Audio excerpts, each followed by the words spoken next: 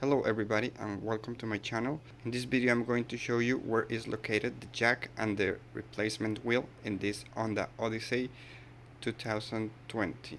Okay, so in the back seat's passenger compartment, what we are going to do is we're going to lift the floor right here, and right under is located the jack and the replacement wheel. That's it. Okay, what I'm going to do to take off the wheel is lift the jack, which is right here. So it's like a screw, you can remove it by hand. As I'm doing it right now, I'm going to get closer just to show you. There we go. We can take off the wheel. Okay guys, if you like this video, don't forget to give it a thumbs up.